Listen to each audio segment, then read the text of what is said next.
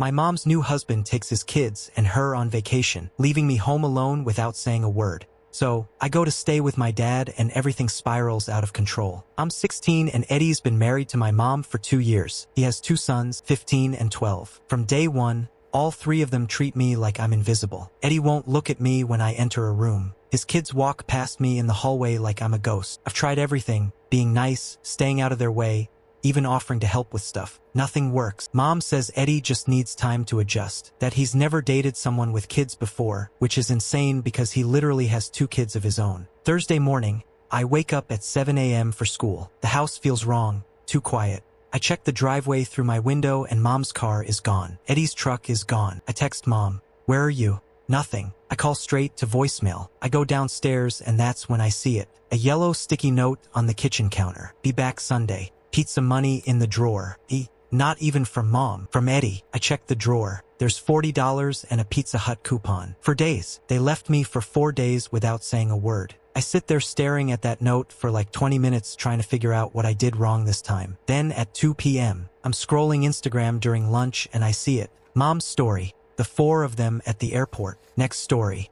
Disney World entrance. Next, all 4 of them wearing matching Mickey ears, huge smiles. They went to Disney World. The trip I heard them planning for weeks. The trip Mom said was adults only when I asked about it. I pack a bag and drive to Dad's house. He opens the door confused because it's technically Mom's month with me. But when he sees my face, he just pulls me inside. That night, we're sitting in his living room and I'm telling him everything, how they left without telling me. The note, the Instagram post. Dad's getting quieter and quieter, which is never a good sign. Then he gets this look, this really weird look. He pulls out his phone and opens his banking app. He scrolls for a minute, then turns the screen toward me. "Look at this," he says. It's a list of transactions. Every single one says, "Payment to Diane Family Travel Fund." Diane is my mom. Every payment is $800. They go back 18 months. "What is this?" asked. Dad's jaw is tight. 6 months after they got married, Eddie called me. He said he wanted to build a better relationship with you. Said they were planning family trips, but money was tight with 3 kids. Asked if I'd contribute to a travel fund so you could be included in everything. My stomach dropped. He said it would mean a lot to your mom that you'd finally feel like part of their family. I've been sending $800 every single month for a year and a half. I do the math in my head. $14,400. They've taken you on trips, right? Dad asked. The camping thing? The beach house? I shake my head. I've never gone anywhere with them ever. Dad's face goes from confused to something I've never seen before. He stands up and walks to his office. I hear him on the phone. "Jerry, it's Paul. I need you first thing tomorrow morning." "Yeah, it's urgent. Fraud, parental alienation, everything." Jerry is Dad's lawyer friend from college. The next morning at 9 a.m., Dad's lawyer sends a formal letter to both Eddie and Mom. The charges: fraud, misappropriation of funds, parental alienation. Attached is a full custody petition and a demand for immediate repayment of $14,400 plus interest. Mom's first call comes at 9:47 a.m., then 9:51, then 10:03. By noon, she's called 47 times. I don't answer any of them. Eddie calls Dad once. Dad puts it on speaker. Eddie's trying to explain, saying it was a misunderstanding that the money went into a general household fund that technically benefited me. Dad just says, "See you in court," and hangs up. Tuesday afternoon, 3 days early, I hear Mom's car pull into Dad's driveway. I watch from the window as she gets out, face red, still wearing her Disney World shirt. Eddie isn't with her. She knocks on the door. Dad lets her in, and she drops onto the couch like her legs gave out. Eddie just told his boys, "I don't love them like a real mom should." Her voice is flat. He's right. When I'm with them, I have to perform every second. With you, I could just exist. She looks at me with hollow eyes. Your dad's money bought me breaks from pretending. Car door slams outside. Eddie's truck is in the driveway now. He gets out holding a duffel bag and walks to the door. Boys are in the car, he says to Mom without looking at her. "You coming or staying?" She stands up frozen. Eddie, wait. He's already walking back. 30 seconds. Diane. Mom doesn't move. She's just standing there in the doorway watching Eddie's truck, and I can see her hands shaking. The 30 seconds pass. Eddie starts the engine. His headlights sweep across the living room wall as he backs out. And then he's gone. Mom sits back down on the couch and puts her face in her hand. My phone buzzes in my pocket. I pull it out and see a text from a number I don't recognize. Dad says, "Your mom abandoned us without warning." What happened? It's Eddie's older son. I don't even know how he got my number. I screenshot the sticky note photo I took that morning and the Disney Instagram stories. Then send them both. 3 dots appear immediately like he's typing fast. Holy, he said you didn't want to come. I stare at that message. My fingers hover over the keyboard, but I don't know what to say. The older son sends another text before I can respond. He told us you made it clear you weren't interested in family stuff, that you preferred being alone. I type back, I've been asking to come on trips since your dad married my mom. He always said no. The response is immediate. Why would he lie about that? I don't answer because I honestly don't know. I mean, what do you even say to that? Your dad's been systematically excluding me for 2 years. Sounds insane even typing it out in my head. Mom's still sitting on the couch with her face in her hands. Dad's in the kitchen making coffee even though it's almost 8 p.m. Nobody's talking. The house feels like someone died. My phone buzzes again. Can I call you? I look at Mom and Dad. Mom's not moving. I go upstairs to the guest room and text back. The phone rings 5 seconds later. I answer and hear 2 voices, the older son and his younger brother on speaker. We need to ask you something. The older one says his voice sounds tight. When exactly did you tell our dad you didn't want to come to Disney? I never said that. I didn't even know about Disney until I saw the Instagram posts. There's a pause. I hear them whispering to each other. Then the younger one speaks up. He said you told him weeks ago that you didn't want to go, that you said theme parks weren't your thing. He's lying. I would have killed to go to Disney World. The older one says quietly, we're starting to figure that out. What do you mean? The younger son answers this time. He's been saying stuff about you for like 2 years. That you don't like us? That you think we're annoying? That you asked your mom if you could live with your dad full time because you hate our family? My chest gets tight. I never said any of that. We know we're not stupid. The older son sounds angry now. After you sent those screenshots, I started thinking about all the times he said you didn't want to hang out with us. Like he'd tell us you had plans when we invited you to stuff, but then we'd see you just sitting in your room doing homework. He told me you guys didn't want me around. What? Both of them say it at the same time. He said you told him it was awkward having me there, that you wanted time with just him and Mom. The older son makes this sound like he got punched. That's not true. We barely even know you because he keeps you away from us. We're all quiet for a second. Then the younger son says, why would he do that? Nobody has an answer. That night I can't sleep. I keep replaying every trip they've taken without me. The camping thing last summer, the beach house in May, that weekend in the mountains for the older son's birthday. Every single time Eddie said I couldn't come because of some reason that sounded real. Too many people in the car, not enough space at the rental. The activities were age-specific for his sons, and I believed him. I actually believed him. The next day, I'm in Dad's kitchen making breakfast when my phone rings. It's the older son again. We confronted him, he says as soon as I answer. No hello, no nothing. What happened? We asked him why you weren't at Disney if he told your dad he wanted you included. The older son sounds like he's walking, breathing hard. He said you made it clear you weren't interested in family trips. What did you say? I asked him when you told him that, like the specific conversation. He couldn't answer. He just kept saying you'd made comments over time that made it obvious. The younger son's voice comes through in the background. Then I asked what comments and he said he couldn't remember exact quotes, but the message was clear so he has no proof. No proof of anything. The older son says then he started getting mad at us for questioning him. Said we were being manipulated by me, by everyone. Your dad, your mom, you. He said we're too young to understand adult relationships. I hear a door slam on their end. Where are you guys? Walking to the convenience store. We needed to get out of the house. The older son's voice drops. He's acting crazy. He keeps saying your mom abandoned him and that you poisoned us against him. I barely talk to you guys. Exactly. That's what I said. How could you poison us when we never even have conversation? He pauses. He didn't have an answer for that either. That afternoon, Eddie shows up at Dad's house. I'm home alone because Dad had to go into the office for a few hours and Mom went to get groceries. I see his truck pull up through the window and my whole body goes cold. He gets out and walks straight to the front door. I think about not answering, but he's already seen me through the window. I open the door, but keep the chain lock on. I need to see your mother, he says. He still won't look directly at me. She's not here. When will she be back? I don't know. He puts his hand on the door frame. This is important. I need to talk to her about the boys. Text her. She's not responding to my texts. His voice is getting louder. This is between me and Diane. You need to tell me where she is. I don't know where she is. He steps closer and I can smell his cologne, the same kind he always wears. You're doing this on purpose. You're keeping her away from me. She's at the grocery store.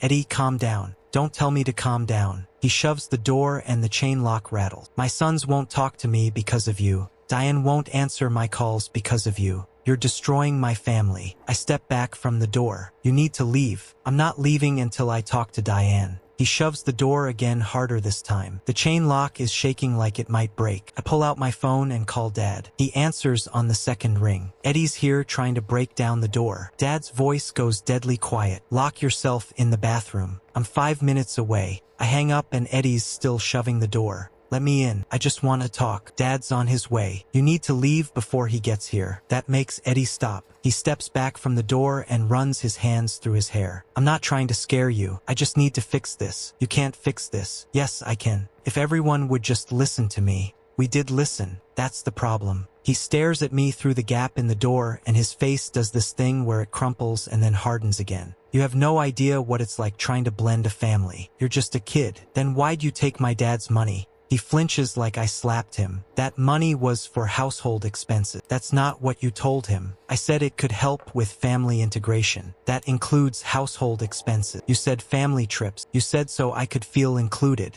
Those were your exact words. Eddie's face goes red. Your dad's twisting everything to make me look bad. He's always hated me. He didn't even know you before you married Mom. Exactly. He hates me because I replaced him. I'm about to respond when I hear Dad's car pull into the driveway. Eddie hears it too and backs away from the door. Dad gets out and walks up the path. He's still in his work clothes, but his tie is gone and his sleeves are rolled up. You need to leave, Dad says. His voice is calm, but his hands are in fists. Eddie straightens up. I came to see Diane. She doesn't want to see you. You don't speak for her. Actually, I do. She's staying here because she doesn't feel safe at your house. Dad steps between Eddie and the door. And you just tried to break into my house while my kid was here alone. So, you need to leave before I call the police. Eddie's jaw clenches. This is all your fault. You sent that legal letter and turned everyone against me. I sent that letter because you committed fraud. You took $14,400 from me under false pretenses. It wasn't fraud. The money went to the household. Show me receipts then. Show me exactly how that money was spent on trips that included my kid. Eddie doesn't say anything. That's what I thought. Dad says, leave now. Eddie looks at me through the door one more time. His eyes are red and wet. I was trying to protect my son. That's all I've ever done by lying to everyone? Ask. He turns and walks back to his truck without answering. We watch him drive away and then Dad comes inside. He checks the chain lock and the door frame. Did he hurt you? No, he just kept shoving the door. Dad pulls me into a hug and I can feel his heart pounding through his shirt. If he comes back when I'm not here, you call 911. You don't talk to him. You don't open the door. You call 911. Okay. Mom gets home 20 minutes later with grocery bags. Dad tells her what happened and she goes completely pale. She sits down at the kitchen table and pulls out her phone. I'm getting a restraining order, she says. She calls her lawyer and they talk for 30 minutes. When she hangs up, she looks at both of us. He thinks we have enough for a temporary order. The fraud, the breaking and entering attempt, the harassment. He's filing the paperwork tomorrow. That night, Eddie's older son texts me again. Dad just came home freaking out. He said, your dad threatened him. I send back. He tried to break into the house while I was alone. The 3 dots appear and disappear like 4 times. Then, are you serious? Your dad was shoving the door and yelling, Holy, is your mom okay? She's filing a restraining order. The dots again. Good. He's acting insane. He came home and started yelling about how your whole family is ganging up on him. Then he locked himself in his room. The younger son texts from a different number 5 minutes later. My brother showed me what Dad did. We don't feel safe here. I don't know what to tell them. They're his kids. Where else would they go? The older son texts again. Can we call you? The phone rings and they're both on speaker again. We want to stay with our mom for a while. The older one says, but Dad's not answering her calls about changing the custody schedule. Where's your mom? About 40 minutes away. She has us every other weekend, but we want to stay there until Dad calms down. The younger son cuts in. He's scaring us. He keeps talking to himself and slamming doors. Can you just go to your mom's? Not without permission. The custody agreement says he has to approve it. The older son sounds frustrated, and he's not approving anything right now. I tell Dad what they said. He thinks for a second, then calls his lawyer. They talk for a few minutes, and then Dad hands me the phone. Jerry's voice comes through. If those boys feel unsafe, their mother can pick them up and deal with the legal consequences later. Family court judges don't look kindly on parents who make their kids feel threatened. I relay that to Eddie's sons. The older one says, okay, we're calling Mom now. They hang up. An hour later, the older son texts, Mom's here. We're leaving. Dad's losing it. What's he doing? Standing in the driveway, blocking her car. He's yelling about how we're all abandoning him. Did you call the police? Mom did. They're on their way. I show Dad the texts. He reads them and his face goes hard. Eddie's spiraling. Mom comes into the room. What's happening? Dad shows her the text. She reads them and then sits down. Those poor kids. They don't deserve this. None of us do, I say. 20 minutes later, the older son sends a photo. It's Eddie sitting on the curb with his head in his hands. 2 police cars are in the driveway. The caption says, "They're letting us leave. Dad got a warning for blocking the car." Then another text. "Thank you for telling us the truth. We should have listened to you a long time ago." I don't know what to say to that, so I just send back a thumbs up. The next few days are quiet. Mom's lawyer files for the restraining order. Eddie doesn't show up at Dad's house again, but he starts texting Mom from different numbers. She blocks each one. He texts me once from a number I don't recognize. "Let's talk, just us. I'll explain everything without everyone ganging up on me." I screenshot it and show Dad and Mom. Dad says, "Don't respond. He's trying to isolate you." Mom says, "Don't engage with him at all, but I'm tired of staying quiet." I text back, "If you want to explain, do it in front of your sons. They deserve the truth." The response comes fast. "Fine, tomorrow, my house. Bring your mom." I show them the text. Mom shakes her head. "Absolutely not. He won't actually tell the truth unless everyone's there." I say, "He'll just keep lying." Dad crosses his arms. "If you go, I'm coming too." Mom looks between us. "This is a bad idea, probably." I say, "But I want to hear what he says when he can't dodge the question." The next day, we pull up to Eddie's house at 4 p.m. Both his sons are already there, sitting on the front steps. They drove over from their mom's place. The older one stands up when he sees us. "He made us promise to hear him out," he says. "Did you promise?" Ask. "We said we'd listen. Didn't say we'd believe him." We all go inside. Eddie's in the living room sitting on the couch with his hands folded. He looks terrible, like he hasn't slept in days. His hair's a mess, and he's wearing the same shirt from 2 days ago. When he sees all of us together, he stands up. I want to apologize for any hurt feeling. The older son cuts him off. "Did you lie to their dad about the money?" Eddie blinks. "I didn't lie.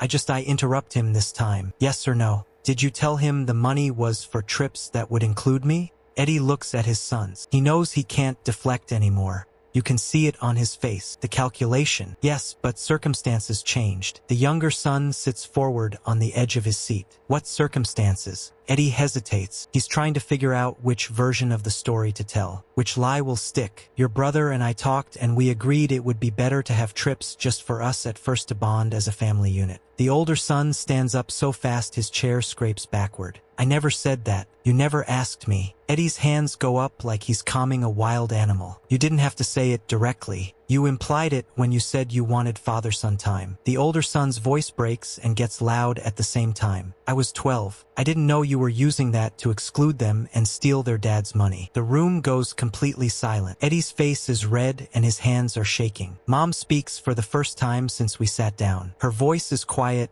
but it cuts through everything. "Eddie, why did you leave them home alone for 4 days?" Eddie turns on her fast, like he's been waiting for this. "You knew about the trip. You could have said something." Mom's voice gets hard in a way I've never heard before. "You told me it was adults only. Then you brought your sons. You looked me in the eye and lied." Eddie slams his hand on the coffee table and the whole thing shakes. A water glass tips over and rolls onto the carpet. "Because your kid made everything harder. Every time I tried to blend this family, they were the problem." I stand up. My legs feel weird and shaky, but I make myself look at him. "Say it to my face. Then tell me what I did that made you lie to everyone." Eddie looks directly at me for the first time in maybe months, and the truth just spills out. "Ugly and raw and desperate. You existed. You were a constant reminder that Diane had a whole life before me, and my sons knew it. Every time you were around, they remembered they weren't her real priority. So I made sure you weren't around. Nobody moves. Nobody breathes." The older son is staring at his dad like he's never seen him before. The younger one's mouth is open. "You excluded them." The older son says quietly, his voice shaking,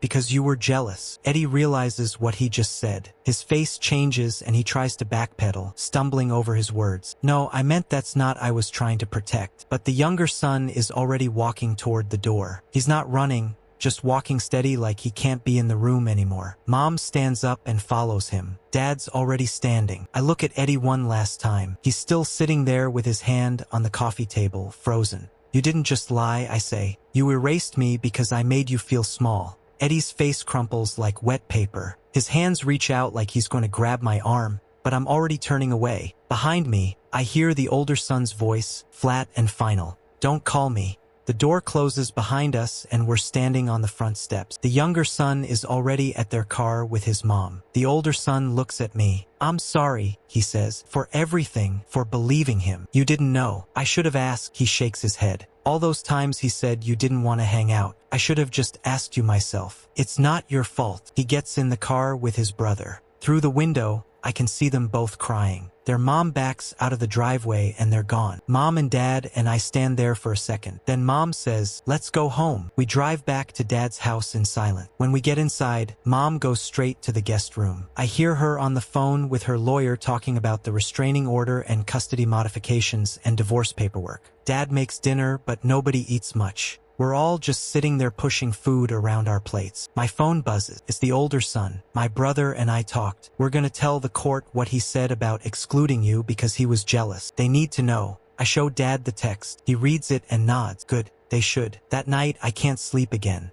I keep thinking about Eddie's face when he said it. You existed. Like that was enough. Like me just being alive was a crime. The next morning, Mom's lawyer calls. The temporary restraining order is approved. Eddie can't come within 500 feet of Mom, me, or Dad's house. If he violates it, he goes to jail. Does it cover his sons? Mom asks. The lawyer pauses. No, they'd have to file their own order. Mom thanks him and hangs up. She calls Eddie's ex-wife and they talk for an hour. When she hangs up, she tells us the sons are filing their own restraining order against Eddie. The ex-wife is taking him back to court for full custody. She said he showed up at her house last night screaming. Mom says the neighbors called the police. Is he okay? Ask. And I don't even know why I'm asking. No, Mom says he's not okay at all. 2 days later, Dad gets a call from his lawyer. Eddie's lawyer sent a response to the lawsuit. They're claiming the $14,400 was a gift, not fraud. They have no documentation proving the trips included me. Because according to Eddie's lawyer, the money was used for general household expenses that benefited all family members, including the plaintiff's child. Can they do that? Ask. Dad's jaw is tight. They can try, but we have Eddie's original text saying the money was specifically for family trips. Jerry says it's a weak defense. The court date is set for 6 weeks out. In the meantime, Eddie's sons start coming over to Dad's house. At first, it's awkward because we've barely ever talked, but the older one breaks the ice. So, you really never told Dad you didn't want to hang out with us? Never. He's such a liar. The younger son says it matter of fact, like he's commenting on the weather. We start talking more after that. They tell me about all the times Eddie said I was busy when they invited me to stuff. The movies, mini golf, dinner at their grandma's house. Every single time I was home doing nothing. I thought you hated us, the younger one says. I thought you hated me. The older son shakes his head. We didn't even know you well enough to hate you. Dad made sure of that. 3 weeks before the court date, Eddie tries to contact his sons through their grandma. She calls their mom and relays a message. Eddie wants to meet with the boys to apologize and explain himself. What did you tell her? I asked the older son. That he can apologize in family therapy with a court-appointed counselor present. Otherwise, no. Eddie apparently loses it when he hears that. His mom calls their mom back crying, saying Eddie's having a breakdown and the boys are being cruel. She said, we're destroying him. The younger son tells me like he didn't destroy himself. The older son is less patient about it. Grandma keeps saying we need to forgive him because he's family, but he didn't treat you like family and you're literally family now. So, like, what does family even mean to these people? I don't have an answer for that. 1 week before court, Eddie's lawyer sends a settlement offer. He'll pay back $7,200, half the money, if Dad drops the fraud charges, and agrees to let Mom have primary custody of me. With Eddie having no visitation or decision-making rights, Dad reads the offer and laughs, but it's not a happy sound. He's trying to buy his way out. Are you going to take it? Ask. No, he committed fraud. He doesn't get to pay half and walk away. Mom agrees. He needs to face consequences for all of it. The settlement offer is rejected. Eddie's lawyer sends another 2 days later, $10,000, and Eddie will agree to supervised visitation only when I consent. Still no, Dad says. Court day arrives. We get there early and wait in the hallway outside the courtroom. Eddie shows up with his lawyer 10 minutes before we're supposed to go in. He looks worse than last time. His suit is wrinkled and his face is gray. He tries to make eye contact with Mom, but she's looking at the floor. He tries with me, but I'm looking at the wall. His lawyer says something to him, and he nods. We go inside. The judge is a woman in her 50s with reading glasses on a chain. She reviews the case file and then looks at Eddie. Mr. Hayes, you received $14,400 from the plaintiff under the representation that it would be used for family trips, including his minor child. Is that correct? Eddie's lawyer stands up. Your Honor, my client contests the characterization that I'm asking Mr. Hayes. The judge says, Mr. Hayes, did you or did you not tell Mr. Winters the money was for trips including his child? Eddie clears his throat. I said the money would help with family integration. That's not what I asked. Eddie shifts in his seat. I may have mentioned trips. Yes. And did you use the money for trips that included the child? Silence. Mr. Hayes, no, Your Honor. The judge writes something down. Why not? The family dynamics were complicated and yes or no answers, please. Did you use the money as you told Mr. Winters you would? No. The judge looks at Eddie's lawyer. Does your client have documentation showing how the money was actually spent? Eddie's lawyer shuffles papers. We have general household expense records, Your Honor, but nothing specifically allocated to the funds in question. So, no documentation proving the money was used for the stated purpose. That's correct, Your Honor.